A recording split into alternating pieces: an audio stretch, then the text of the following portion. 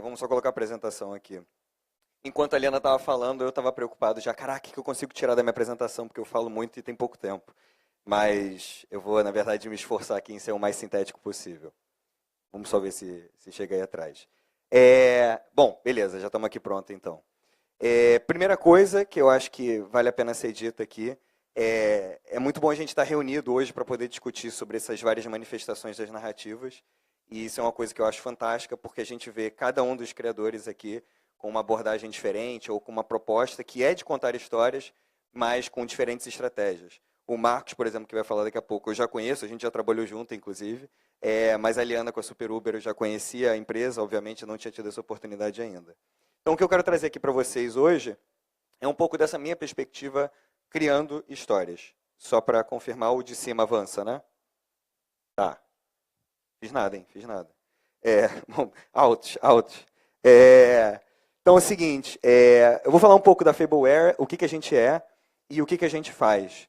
Mas a apresentação é principalmente dividida em algumas etapas que eu acho que são interessantes. Eu quero falar aqui com vocês hoje sobre jogos, sobre transmídia e sobre VR. Tudo isso em 12 minutos. E mostrar, melhor do que eu falando, um vídeo que apresenta o que a gente produz. Mena, clica só no GIF, por favor.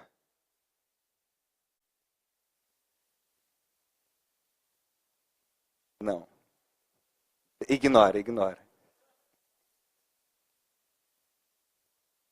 A gente está...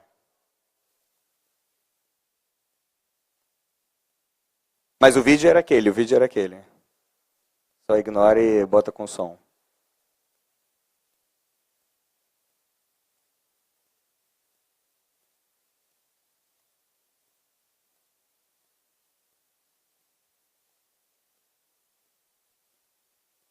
Enquanto está rolando, a gente vê só se você consegue botar o som para sair, mas enquanto isso eu vou explicando.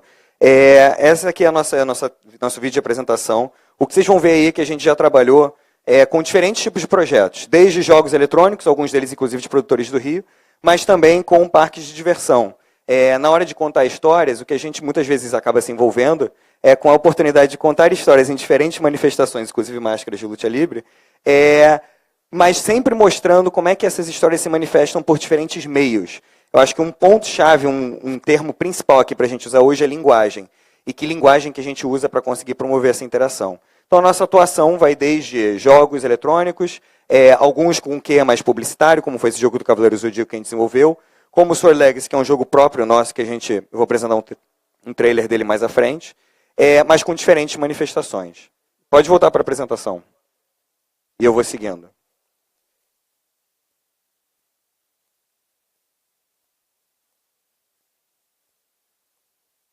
Eu cliquei aqui, mas acho que não passou, não. Para baixo.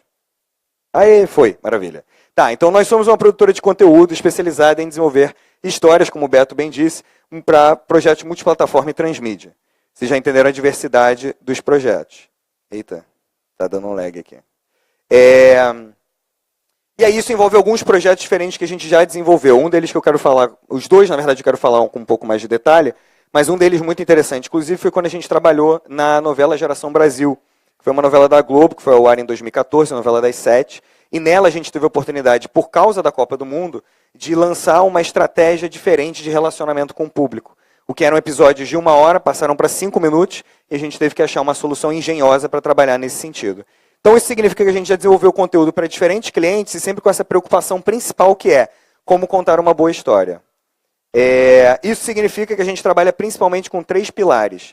Eles são narrativa, gamificação e transmídia. Narrativa por quê? Porque esse é o nosso DNA, essa é a nossa essência. Contar histórias e o que é poder contar uma boa história, o que é poder passar adiante uma mensagem. Gamificação, aí eu faço uma breve observação, mas é o seguinte, não é que tudo tem que ser jogo, não. A gente vive numa era de tendências e muitas vezes fica parecendo que tudo tem que ter pontuação, tudo tem que ter recompensa, tudo tem que ter desafio. Não é isso, mas é a gente entender como é que a linguagem dos jogos, nas suas várias estruturas, pode ser benéfica para você contar uma história. Então isso é como a gente entende gamificação. E transmídia, naturalmente, é mais como é que a gente entende que uma história pode ir de uma plataforma para outras plataformas e sempre contando uma história de maneira contínua e não repetindo o conteúdo. Por isso até que a gente é Fableware, porque fable no sentido de conteúdo, a história que a gente conta, e ware no sentido de manufatura, de meio, qual é a ferramenta que a gente escolhe para contar essa história.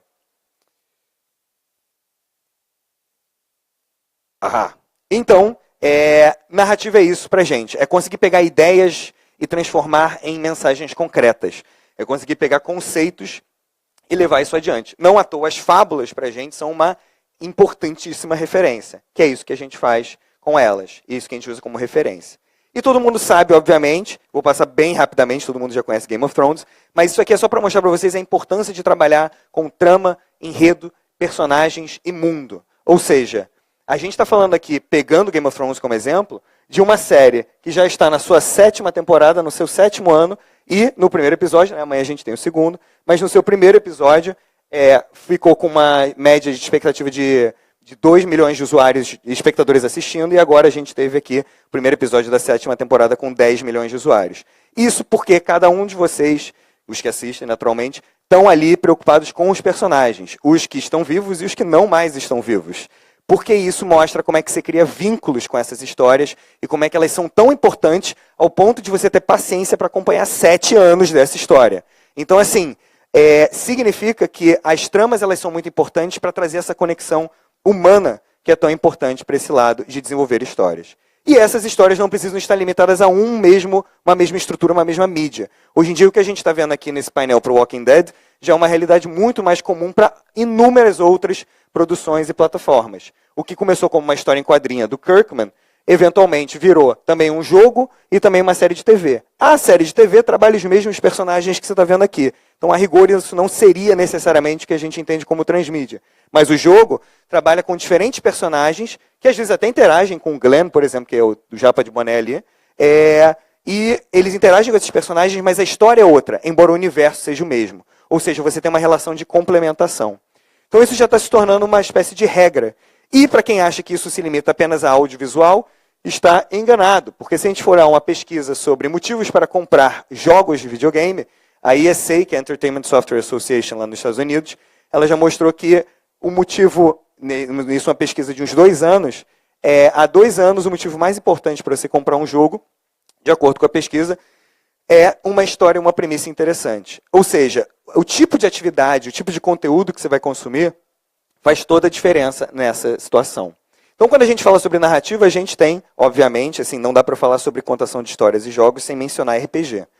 Quem já jogou e quem joga sabe que é uma das formas mais incríveis e orgânicas de você misturar um sistema com uma boa história. Então, a gente tem, de um lado, muitas vezes, um criador, ou seja, o roteirista com o seu conteúdo, mas ali os próprios jogadores ou os próprios espectadores vivenciando isso. E uma das melhores formas de distinguir experiências que seriam consideradas talvez mais tradicionais, mais passivas, de interativas para mim, é comparar filmes de terror com jogos de terror. Talvez vocês já conheçam a série Silent Hill, na verdade é uma série de jogos super famosa, japonesa, que existe há anos como parte do gênero survival horror, mas começou como um jogo e também teve sua manifestação como filme. Agora, se você vai ver um filme de terror e você está com medo, você tampa o olho, está tranquilo, a cena passou, tudo bem, está tudo ótimo. Se você vai jogar um jogo de terror que você está com medo, se ferrou.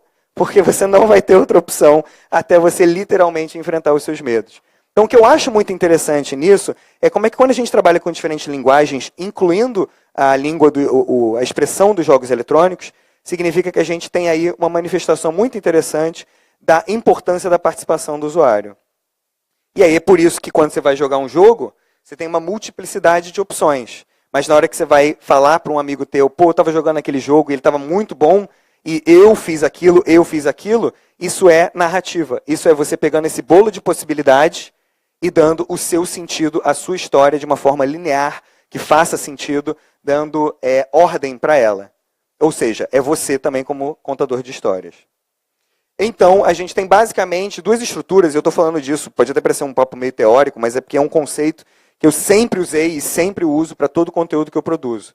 A gente tem um conteúdo que a gente considera embutido, ou seja, o roteiro de qualquer mídia, e a gente tem o conteúdo que é considerado emergente, ou seja, aquilo que só acontece porque você participou daquela experiência. Comparando, eu gosto de usar essa estrutura, é como se você tivesse um roteiro fixo, num filme você tem uma montanha-russa. Você vai gritar, você vai ficar super empolgado, mas no final você estava ali sentado assistindo. Quando você vai jogar um jogo ou participar de uma experiência interativa ou mais experimental, é tipo um parque. um parquinho. Você pode ir para o escorrega, você pode ir para a gangorra, você pode ir para onde você quiser. Você está lidando com um campo finito de possibilidades, é claro, é sempre um banco de dados. Mas, mesmo assim, você tem uma maior autonomia nas suas escolhas. Ou seja, é como se tivesse o mapa do Mario, como você sabe que você vai começar na primeira fase, você sabe que o jogo vai terminar na última fase, e por trás disso você tem, sim, gigantescos fluxogramas que determinam exatamente numa árvore de decisão o que pode acontecer dentro do jogo. Mas se a gente for falar de outros jogos que não são não tem, digamos assim, tanta trama, a gente pode falar de Tetris, e aí você pode me perguntar, mas cara, Arthur, o que Tetris tem a ver com contar histórias? Tem a ver porque quando eu vou jogar, quando qualquer um aqui vai jogar, a nossa história é única. E ela é um pouco diferente desse cara aqui que quebrou o recorde mundial, por exemplo. Então eu posso morrer em 5 minutos, ele pode, sei lá, ficar horas jogando, ele já tem uma super estratégia, mas ao final de cada sessão a gente tem uma história diferente, que é a narrativa emergente, essa história que surge com a participação do jogador. Eu tenho um exemplo aqui, que eu acho particularmente incrível, e ele é um reflexo da que a gente tem hoje em dia na cultura de YouTube. Ou seja, vídeos online, eles são nada mais do que isso, um reflexo da história de cada pessoa. Então, esse vídeo merece muito ser mostrado. Eu vou pedir para vocês clicarem aqui nessa imagem, para a gente poder, vocês poderem ver um pouco dessa experiência. Dando um pouco de contexto enquanto o vídeo carrega, talvez vocês conheçam uma série de jogos chamado Battlefield, para quem gosta de, enfim, jogava CS ou gosta de Overwatch, você basicamente tem um jogo de tiro em primeira pessoa, mas que é uma batalha em larga escala. Vê se você consegue botar o som, por favor. Esse cara aqui está num caça, ele está indo atrás de um outro inimigo, ele não consegue alcançar, então ele decide pular do seu avião, pegar seu lança-míssil, atirar no outro avião, destruir outro avião e voltar calmamente para o seu caça e continuar pilotando normalmente. Beleza, pode fechar o vídeo. Isso é só um exemplo muito breve do que o seguinte. 300 outras 1000 pessoas pegaram caça antes dele e não fizeram isso. Isso, inclusive, ficou conhecido, pode procurar no Google, como Rendezvous. É o nome da manobra, Rendezvous, ou seja, você vai para um lugar e você volta, e Zouk, porque você está com uma bazuca. Então você sai, dá uma bazucada, explode um avião e volta para o seu avião. Isso ficou conhecido, isso ficou viral, isso explodiu na internet, um monte de gente começou a fazer vídeos parecidos com essa mesma manobra. O que foi isso? Isso foi um cara que olhou para uma narrativa embutida e falou, opa, eu tenho aí um mundo de batalha, eu tenho um mundo de guerra, um mundo onde tem tanques, onde tem rifles, onde tem diferentes armas e ferramentas que eu posso usar. Como que eu posso fazer um uso que seja um uso meu, um uso autoral, um uso especial? Foi isso que ele fez e o resultado mostra isso, obviamente. Então, assim, por trás de toda essa estética que a gente está acostumado a ver na hora de trabalhar com mídias interativas, tem uma pancada de sistemas e regras. E, na verdade, para facilitar o entendimento, eu enxergo muito isso como uma fusão do audiovisual com o código, que é o que a gente vê aí. Não à toa, não só eu enxergo, mas também diferentes festivais de cinema. Eu trago isso mais aqui como uma contextualização geral para a gente entender que a gente está falando de mídias aqui, que são linguagens que já estão se comunicando facilmente com várias outras. Então, a gente tem fusão de cinema com literatura, a gente tem fusão de cinema com artes plásticas e por aí vai. O L.A. Noire, por exemplo, é um jogo de investigação no ar, que foi exibido no Festival de Cinema de Tribeca em 2011, e depois teve Ellen Page no jogo Beyond Two Souls em 2013. E, não à toa, quando a gente fala de decisões, a narrativa emergente, a gente tem uma comparação com série de TV, em que um jogo desses, por exemplo, tem um roteiro que tem, em média, o tamanho de 2 temporadas de série de TV. Você tem uma série de decisões que você tem que fazer, que acabam ocupando mais espaço. Por essa mesma lógica, é que a gente vê uma fusão desses mundos que é muito interessante. Em 2009, por exemplo, os criadores da série GTA, os irmãos Hauser, eles foram indicados como personalidades do ano na revista Time. E o que é muito interessante, não vou ler aqui a citação inteira, mas recomendo que vocês procurem, é que eles foram comparados com autores, por exemplo, como Balzac e Dickens, e que também eles foram referenciados em relação aos jogos deles, como GTA Vice City e GTA San Andreas, a representações históricas e culturais da América do Norte na época da Guerra das Gangues, na década de 90, e no tráfico de drogas na década de 80. Então, referências diretas a séries como Miami Vice, por exemplo. Então, assim, é muito interessante a gente ver essa fusão. E no nosso trabalho, o que eu acho bacana aqui, só tentando amarrar isso, é que a gente busca fazer a mesma coisa. Um dos jogos que a gente está produzindo é o Sword Legacy, e ele, na verdade, é uma grande fusão de animação com estratégia e com mitologia. A gente trabalha a base da mitologia arturiana, ou seja, do rei Arthur e da espada Excalibur, e a gente criou uma fusão disso com a animação clássica da Disney da década de 60. Então, Bela Adormecida, a Espada era Lei, e a gente juntou isso tudo num pacote que a gente gosta de justamente chamar, que é a nossa releitura, um pouco mais dark, mas uma releitura interativa dessa experiência mitológica que todo mundo já conhece, que é a história da espada. Clica na imagem, por favor, só para rodar o trailer.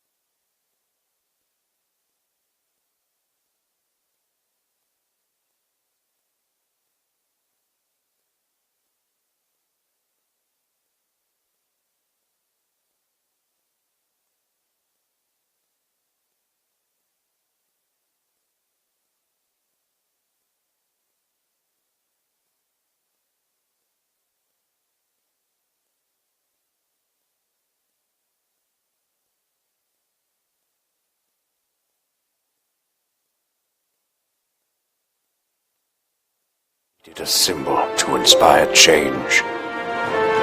We needed an omen.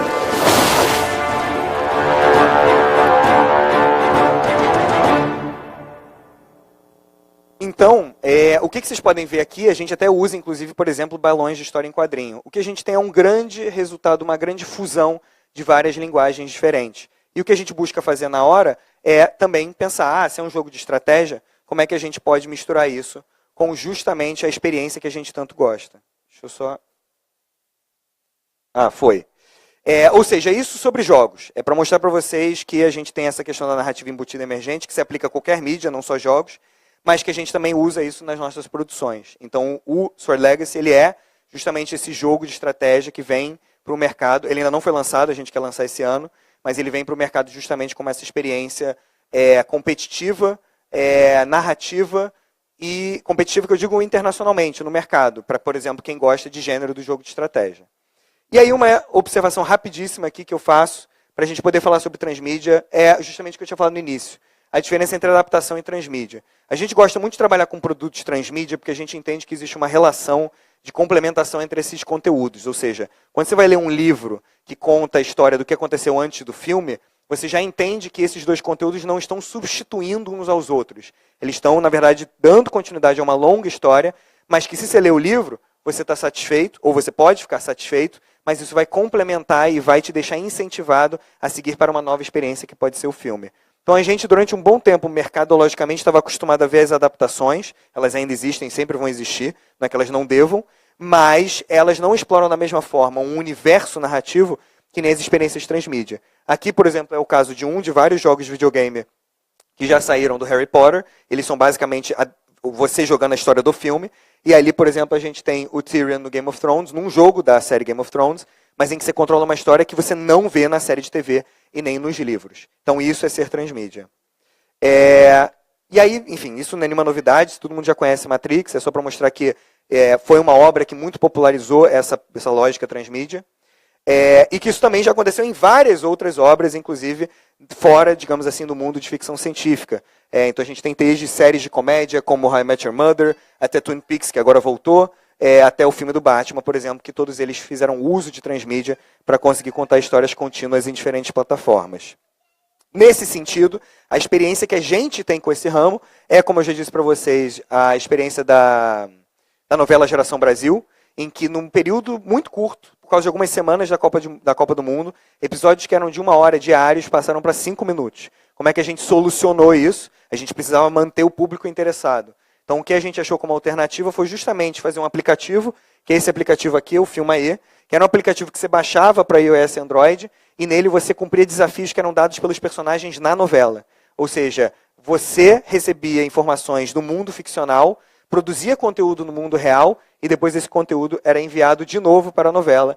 e aí a gente tem vários resultados, isso acabou viralizando. Então você tem muita participação do público, mostrando essa relação sucessiva e quase que diária entre a ficção e a realidade, um complementando o outro.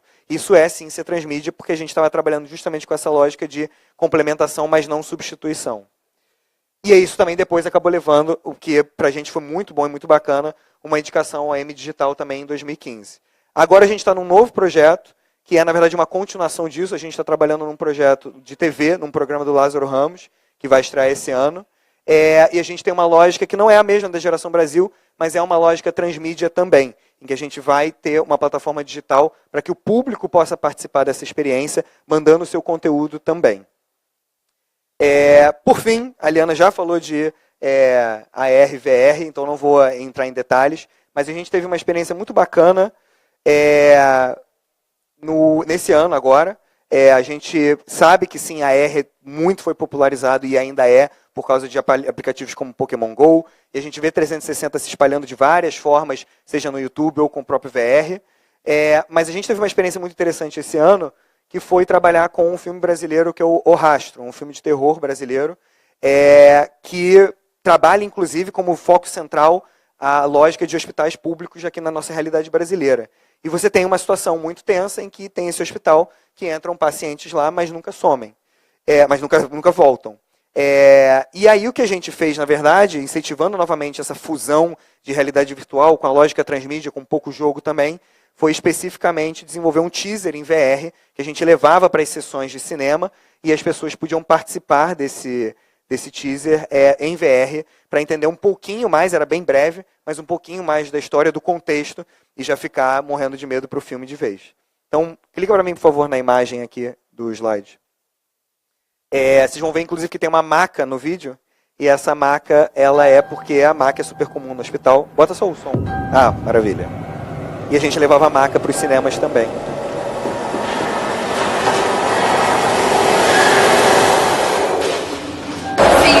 A experiência do VR foi tipo, a coisa mais assustadora da minha vida. Eu levei muitos sustos de verdade. E tipo, você tá dentro do lugar, assim, você tá vivendo aquilo. É muito incrível.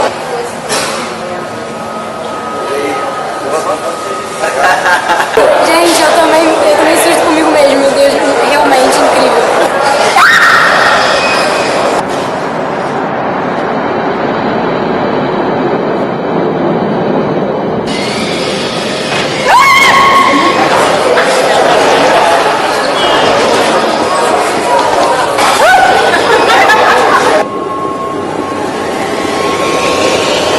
Galera, vá ver o VR do Rastro, tá espetacular. Tá melhor que o filme.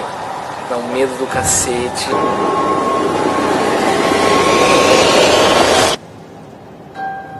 E o que é legal disso é que, por que as pessoas iam na maca? Óbvio que era no hospital, mas é porque a ideia do VR é que você era um desses vários pacientes que entrava no hospital, mas nunca saía. Então você ia para um corredor, que é um corredor que você vê no filme, inclusive. A gente fez esse ambiente justamente para poder aproveitar o universo do filme e dar continuidade a essa história. E isso acabou sendo eu diria que, assim, na verdade, na hora de trabalhar com esses vários projetos, para a gente um elemento mais importante que tem é o elemento da parceria. Então a gente aqui estava fazendo uma tríade entre a Lupa Filmes, que é a produtora do filme, a Fableware, obviamente cuidando da parte de roteiro, da narrativa, e a Arcolabs, que é uma desenvolvedora de jogos aqui do Rio. Em todos os projetos que a gente está envolvido, a gente sempre está ativando essas diferentes parcerias, porque a gente entende que cada empresa tem sua expertise, mas que muitas vezes essa fusão de linguagem ela surge por causa dessas oportunidades que são bem bacanas. Então, no fim, isso. A pergunta que fica, e a questão principal, a indagação principal é: qual é a sua história? Quando você vai trabalhar com uma história, você tem que ver qual é a mensagem que você tem para passar, mas também quais são os meios que você tem para passar ela adiante. Obrigado.